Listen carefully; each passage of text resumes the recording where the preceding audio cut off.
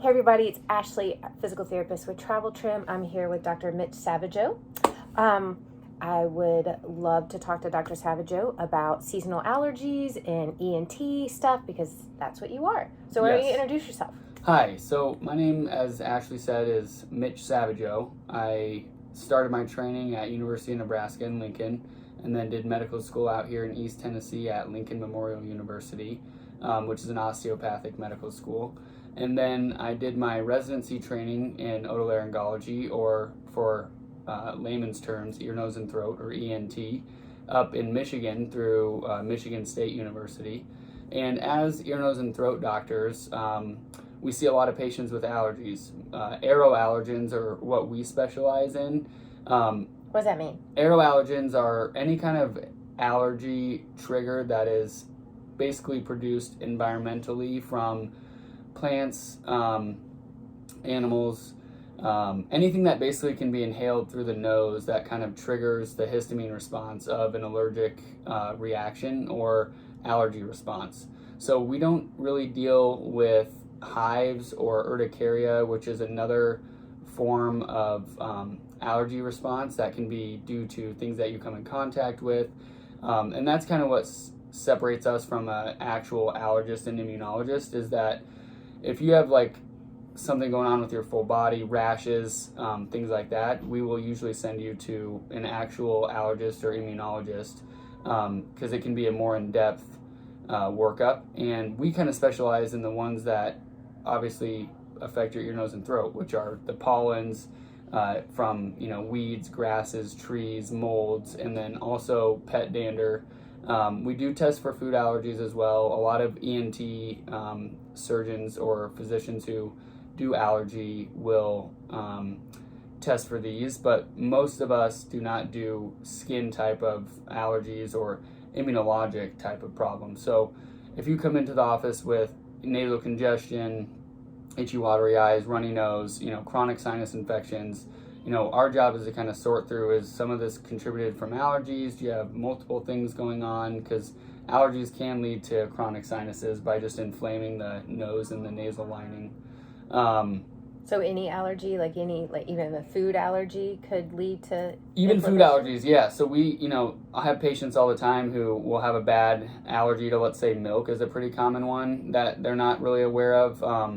And recently I had a patient actually who was having all these symptoms, usually at night, and we did allergy testing and he came back to having a milk allergy, and he was like, I do eat ice cream every night. And once we stopped eating the ice cream, a lot of his nasal congestion symptoms went away. The most common symptoms for allergies are going to be nasal congestion, itchy, watery eyes or red eyes, runny nose, sneezing, sore throat, postnasal drip or excessive postnasal mucus, and cough can be one as well. Okay, so what you just described, though, those are the same symptoms as cold and flu as well as COVID. Right. So what do people need to, especially in this day and age? Yes. So what do we need to look for? It is hard to kind of distinguish, which is why we have a job and why we do what we do. But for sinus infection, for me, the two main indicators for sinus infection are going to be facial pressure and pain, and then discolored or like green and yellow mucus, which can still be related to allergies. However, allergies a lot of times will be seasonal. There are some things that are all year round. One of the most common ones would be like dust mites, which you can't really get rid of. Almost every house has them. And so there are certain things that can be year-round versus seasonal, but the seasonality of it is definitely going to be a trigger.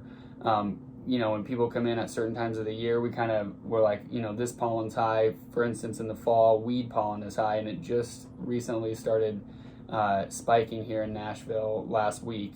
And so when patients just start coming in and they give us that time frame of, for the last week or since this date in the fall it started happening, those kind of things clue us in on if it's an allergy or not. And then typically with like a virus or a cold, you're going to have fever, which is going to be something you don't get with allergies. That's going to probably be the biggest indicator. Fatigue is another one that is more common with viruses and colds. However, if you have a mold allergy, of all the allergens, mold is going to be the most common one to produce like chronic fatigue, which also, like chronic sinus infections, don't typically give you fatigue as a symptom. So those kind of things will help us differentiate. And then, some of the things I think patients should know is that the nose is our air filter and our humidifier, and I always specify between the two. The air filter portion of our nose, I liken it to any other air filter that you have, either your furnace, your vacuum, your car. You change those or clean them all the time, and that's You're why I'm supposed to, at least. Right. That's why I'm a big proponent of sinus rinses, because the nose is our air filter, and we should clean it like we clean every other air filter. Not only does it cut down on allergy symptoms, but it cuts down on colds and viruses by flushing those particles out of the nose and away from the body so that they can rid themselves of it.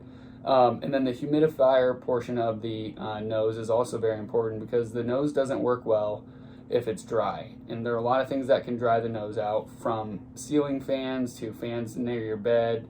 Just having the heater and the air conditioning on can do that. Smoking, of course, is a big one, and vaping, that just chronically dries the nose out. There's a lot of patients that come in thinking they have sinus infection or allergies, and sometimes it's just dryness. So I am also a big proponent of like nasal saline. Anytime you're congested, just using some of that can really help people. And some people are cured by that. Sometimes that's their only problem. So that's the biggest thing, is evaluating what the condition is and kind of figuring out which pathway we think we're going down. Are we going down allergy, sinus, or is it just like a common cold or virus? So talking about, I'm going to go back a question about keeping your nasal passages moist. Yes. Does drinking water assist with that at all? Like It if does. you're chronically dehydrated, will you be more? Yep. So I talk to patients all the time about all the different ways that, we can stay hydrated in our nose. And one of the biggest ones is just full total body hydration. Drinking plenty of water is definitely one road. It also thins your mucus. So, the nose makes mucus. It's actually supposed to go down the back of your throat, but it's supposed to be thin enough that you don't really notice it so much. So the reasons that it gets thick can be from dehydration or allergy or sinus infection. But we, starting from a stepwise process, making sure that you're hydrated, keeping the nose moist before going into further workup is the first thing that we usually do to make sure that their mucus is flowing how it's supposed to. And I always tell patients, the best time to start drinking water is right when you wake up, because you've just been sleeping for, 6 to 8 hours or whatever it might be, and not doing anything to hydrate your nose, either topically with saline or drinking any water. So I always tell patients, especially ones that are having a hard time hydrating or don't like water, is the first thing when you get up, try and drink a glass of water before your coffee or breakfast and start the day out by hydrating. The other thing I always tell patients too is, really, as humans, we're meant to breathe through our nose and eat and talk with our mouth. So patients that have a hard time breathing through their nose have a lot of issues, and sometimes it's a surgical thing that needs to be fixed if there's an anatomical deformity, and sometimes, like I said before, it can just be dryness. And then in that scheme, you also have allergies and sinus infections and all those things. So Does obesity play into that at all? it does. Obesity affects every tissue. There's basically extra fat deposits all over the place within the neck and the soft palate, and also, just all that extra pressure on your respiratory organs affects the breathing. And so sometimes patients aren't really having any trouble breathing through their nose. They just have a hard time getting a big breath because they have so much weight, pressing down on their lungs, essentially. Okay, I'm seeing a common theme in my interviews here. Obesity, smoking, bad. Yes, that's the biggest reason that our healthcare costs are so large, is because there are so many people that are obese, which leads to all these other problems. So, what about people like myself have had a broken nose, fractured nose, and the nasal cleanse don't necessarily work? Like, you wind up getting water behind the ear. That's what it feels like. I'm getting water behind the ear. So, like, what do you tell people that happens with? So since, I use the sinus rinses myself, I feel like I'm pretty in touch with like kind of the different things that can go on when you're trying to get used to using a sinus rinse. And depending on your anatomy, that's one reason to come into the office and take a look, is to see what's going on, if something needs to be straightened or fixed so that the rinse can work better. So you can do the surgeries? Mm-hmm. Yep. Actually, as ear, nose, and throat doctors, we do a lot of surgery. A lot of people don't know that, but we also do a lot of medicine. So we kind of get the best of both worlds in terms of medicine and surgery. If you are rinsing the nose, that is a common complaint. So when I talk to patients about using a sinus rinse, because I like to use the squeeze bottle type versus the gravity one. Either is fine, really, whatever works for you. The other thing I tell patients is, you got to do it every day and give it some time, because putting a bunch of water in your nose is pretty weird at first. And I give them some pointers. The biggest thing is, if you use one of the squeeze bottle ones and you press and you squeeze too hard, that can force water up your eustachian tube and really cause people to have problems. And the eustachian tube is in the ears. The eustachian tube connects the ear to the back of the nose, and it equalizes pressure and clears the middle ear, or behind the eardrum, of fluid and mucus. And so when I tell patients, the best thing to do is to try and pop your ears. And some patients don't really understand how to do this or have never done it, which is always also kind of shocking and surprising. But basically, by keeping your mouth closed and then plugging your nose completely and slowly, essentially blowing your nose, but slowly increasing the pressure, you feel air kind of go up into your ears. You hear your ears pop, and then typically the eustachian tube clears itself by swallowing and yawning. But if it's dysfunctional, and it can be dysfunctional for multiple reasons, anatomically, or from allergies, or from infections, then the best way to kind of get it to open is to try and do that by just forcing air up that tube to allow it to equalize and drain. And so I always tell patients, if you think there's fluid in your ears, or you think you got some in there after you do the sinus rinse, just pop those ears. Usually we recommend 20 to 40 times a day, which seems like a lot, but when you do it, it takes a couple of seconds, and it doesn't really take that much time. And so once people kind of start doing it, they're like, oh, okay, it doesn't, as crazy as 40 times sound, it really isn't. And the other thing is, the eustachian tube in the nose side has the same kind of like erectile tissue that the nasal lining has, and so it swells and shrinks related to allergies and infection as well. And so that's why we sometimes use Flonase, or like a topical intranasal corticosteroid, which are safe. They're not absorbed systemically, so you don't get any of the risks or side effects from taking oral steroids. But that area in the back of the nose where the eustachian tube opens is like a upside down U, and it can be swollen shut or have a lot of hard time opening if it gets irritated and inflamed like the rest of the nose can. So that's why really popping the ears is one of the best things, to just kind of make sure the ears are open and that there's no fluid in there. And then you can use one of the nasal rinses. Correct, yeah. So the nasal rinse works really well, but it can also put water up in your eustachian tube. So when I counsel patients on using the nasal rinse, I always put a star by the part that says squeeze gently, because I put water in my own eustachian tube by rinsing my nose before, and so I've experienced it and kind of realized, like, okay, so this is what you want to tell the patient so that they don't do that. So if you do it gently, it shouldn't go up there. But it cleans the filter. Correct. And then moistens things. Honestly, most patients, if I can get them to do it and get past the weirdness of them, most patients actually really like it, and they come back in and be like, this is like one of the greatest things anyone's told me. So does it help with all the allergy symptoms, like the headaches? It can. It's definitely not the cure for the allergies, but it definitely will help with symptoms. And so I always tell patients, I rinse every morning, kind of like brushing my teeth. And then depending on what my day is like, I may rinse again. You cannot do it too often, I always tell patients, but you kind of cater it to like what your day is like. If you know what that's the other thing that's nice about allergy testing, because a lot of patients come in like, oh, I have allergies, but they don't realize how much the allergies can affect them. People just kind of think like, oh, I have some allergies to weed and grass, but they don't realize how much it can affect them getting sinus infections and getting recurrent upper respiratory colds by just blocking that filter, and because of the inflammation from breathing in the allergen. So that's one thing that's nice to be able to test for allergies, because you'll know like, okay, spring is my bad season because I have a really bad tree allergy, And so in the spring, I'm going to probably rinse my nose when I come inside after being outside, whereas maybe in the fall or summer you don't need to because you don't have any allergies that are in those seasons. And an ENT can test for all of those things. Not every ENT does allergy, but a lot of them do. Our clinic obviously does. And you're at St. Thomas Medical Group? Yep, so we're part of St. Thomas Medical Group. We're Nashville Ear, Nose, and Throat and Allergy. We practice out of St. Thomas West, and we're part of a bigger multi-specialty group, the St. Thomas Medical Group. So the things that people can do at home outside of nasal cleanses, rinses, hydration, what else do you recommend if they know that it's allergies? They know it's not a cold or a flu.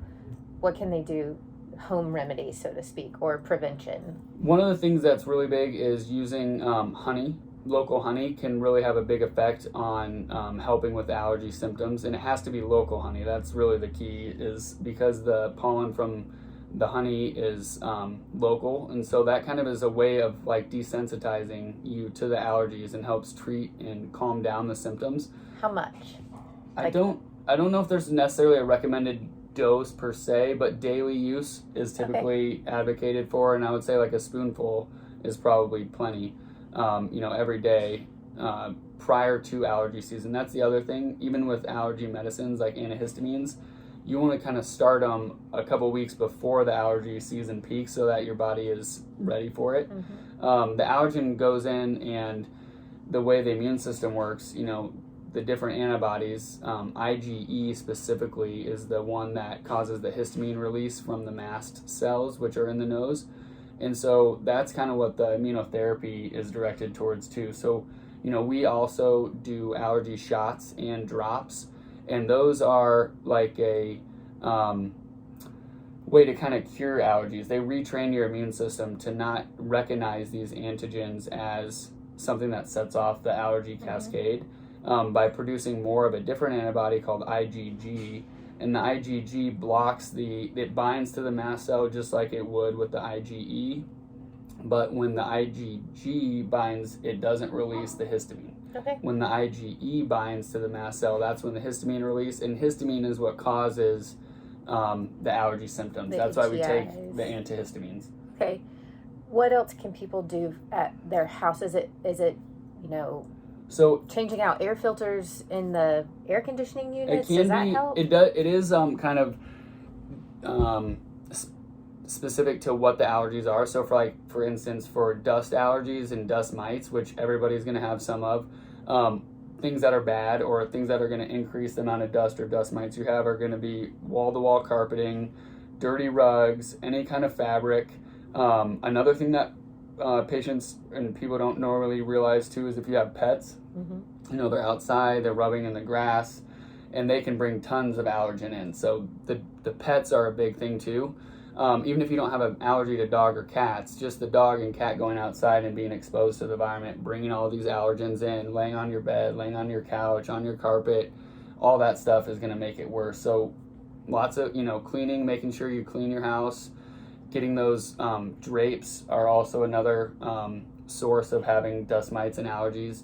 They do make special bedding, like covers, because mattresses and pillows are really filled with them, and you should really replace them every, the pillows every like 2 to 3 years, they say, is when you should replace pillows, and most people don't. I do not. And the mattresses, they're expensive, but that's why getting a cover is good, because that can help not allow the allergen to be coming out of the bed and affecting you. So can I just replace a cover every 2 to 3 years? Yeah, so that can help. Yeah, doing those special covers will be just about as good. And then washing your clothes in water that's at least 130 degrees Fahrenheit will help get rid of the allergens more than washing them in cold.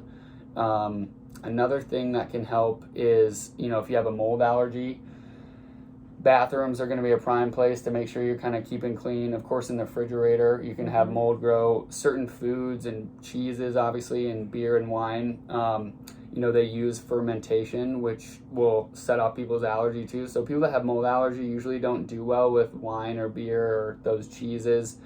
Even like indoor plants, any of those like wicker baskets and stuff have molds growing in them when you have plants inside. So there are quite a lot of things, and that's why when people come in and say, oh, I have allergies, but they're in there for symptoms of allergies, but they kind of, because it seems like it's not like a really serious thing like, cancer or something like that, they're like, oh, it's just allergies, but that might be literally the cause of everything.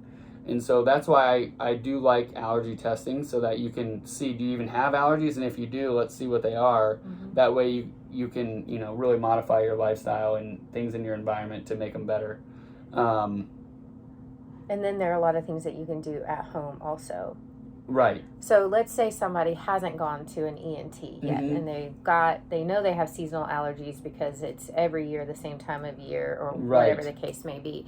And they always, at least once a year, get a sinus infection. Yes. So they have to get antibiotics or whatever. So and they're doing all the home remedies, let's mm-hmm. say, when should they kind of like give up and actually have an ENT on their team to monitor them? So I feel like, most sinus infections really are viral. And I usually tell patients, from a specialist point of view, we usually are seeing patients after they've been to their primary care several times and they keep getting these sinus infections, and we're trying to either work up what's the originating cause. Is it an anatomic thing? Is it allergies and anatomy? But I think, some of the basics would be, spring is tree season, so the tree pollens are out. Summer is going to be grasses. Fall is mostly weeds, and then mold is like anytime it's wet. So like in Tennessee, winter we get a lot of rain. Any time in the rainy season, and you can do kind of an elimination type of thing on yourself by just keeping track of when your symptoms are the worst and what environments you are in. If you have an old house, if there's any chance there's any water damage or leakage. Another thing that's interesting too is that even if you don't have an allergy, but you're exposed to overwhelming amounts of like mold. For instance, I had a couple come in and we did allergy testing and it was all negative. But the more we got to talking, they were telling me they lived in this really old house. They just recently had water damage and they were just recently on vacation, felt great. And it was winter time, so there weren't like a lot of allergens out, and I wasn't really thinking about, trees or grasses or weeds because it was winter.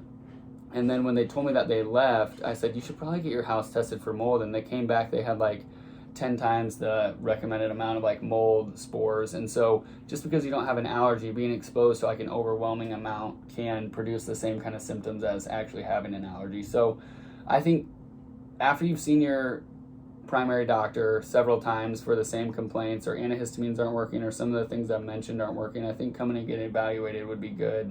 Because like I said, there can be anatomical things that are causing you to have trouble breathing. Would the same thing go with like the people that always get chronic bronchitis? Like I've got bronchitis again. Yeah, some of it's going to go with that too. And then like, again, environment's a big thing too. Are they working somewhere dirty? We have a lot of people that are machinists or welding or doing things that are also irritating the nose and the mucosal lining of the throat. And those kind of things are also important to kind of figure out. And sometimes, you got to get a new job sometimes, which can be super hard. I have certain patients that have had chronic sinus because they're working around chemicals and just constantly irritating the nose. So do masks actually help that? Masks can help some. I definitely think masks will help. I have a lot of patients who have allergies and will wear a mask when they mow the lawn. I recommend it anytime you're cleaning up a bunch of dust. Because like I said, even if you don't have an allergy, but you're exposed to like an overwhelming amount of any of these things, it's going to set off some sort of response from those mast cells and cause this inflammation in the nose, which can lead to chronic sinus. So sinuses get better when they drain. And if they don't drain, that's how you get chronic sinus infections. And that's what sinus surgery is geared behind, is just opening the sinuses. So sinus surgery is not going to cure you from ever getting a sinus infection again, but it will cure you from having an extremely long one or having some of the symptoms such as like pressure and pain, because at least they're draining. And that's why everything is geared towards getting the sinuses to drain, staying hydrated, rinsing the nose, keeping it moist, not making anything, causing inflammation to like block anything up, because that's where you get the problem, is when things are blocked. And so another big thing is like guaifenesin, which is an ingredient that's in a lot of the Mucinex drugs. But then, you go to the Mucinex aisle and there's like all these different It's overwhelming. all these different combinations and stuff. And so I always tell patients, if you're having any kind of productive cough with any drainage, I want you just only taking the guaifenesin kind. And then they have the cough suppressant, which is dextromethorphan. But if you're coughing stuff up, I want you to get all that stuff out. If you're having a dry cough, then I think it's fine to like take the cough suppressant. But everything is geared around getting everything thin and loosened and draining. And so Mucinex, hydrating, and rinsing, I think most patients, that will fix almost most patients' sinus infections. Give it like 10 days. And if usually by day 7 or 10, if you're not any better and you're worsening, then you probably need some antibiotics. But typically day 7 to 10, you're kind of getting to the tail end. The drainage is coming, you're getting it out. And that's a lot of times when patients come in, they already went through the prodrome of being stuffy and congested and not getting anything out. And then over the course of that week, they start having the mucus production. And as long as all that's getting better and coming out, then you're probably going to get over it within 10 to 14 days. Okay, I have one more question for Yeah. you. I was told when I was a kid and growing up and even into adulthood that when you're fighting something, whether it's a sinus infection that you don't want it to turn, have to get an antibiotic or whatever, that you shouldn't exercise, that you shouldn't work out. I was just about to go into that. Okay. So exercising, I think it's definitely one of those things where you don't want to overdo it. You want to make sure you're getting plenty of rest. And you don't want to be too strenuous when you are having either an acute illness or an acute viral infection. But I definitely recommend exercise because that also gets things moving.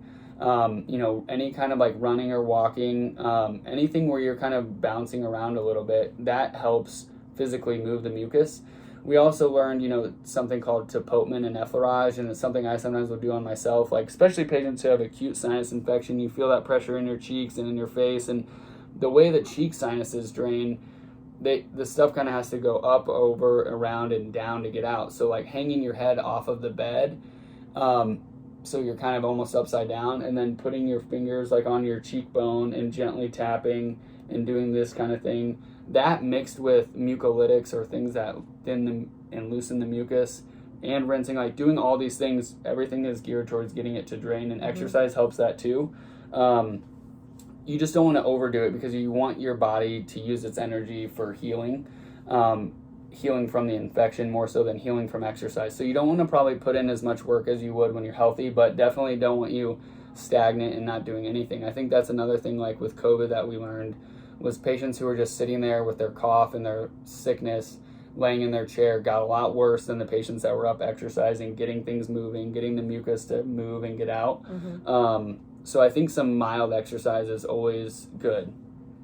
Perfect. That's fantastic advice. And there's also physical therapists that specialize in a lot of the facial work for chronic sinusitis and things of that nature, like what Dr. Sauvageau was talking about. So ask your doctor if he refers to PTs that do that. It can help with the facial pain as well as the drainage, which helps with the headaches. Yes. So PT can be an adjunct treatment. Agree. For I found it helpful for that, and for like TMJ, which are like TMJ I didn't even know about physical therapy helping for. So that's why it's nice when people from different areas of the medical field can get together and talk, because then we can come up with new plans for patients at work without always using drugs and medicines if we don't need to.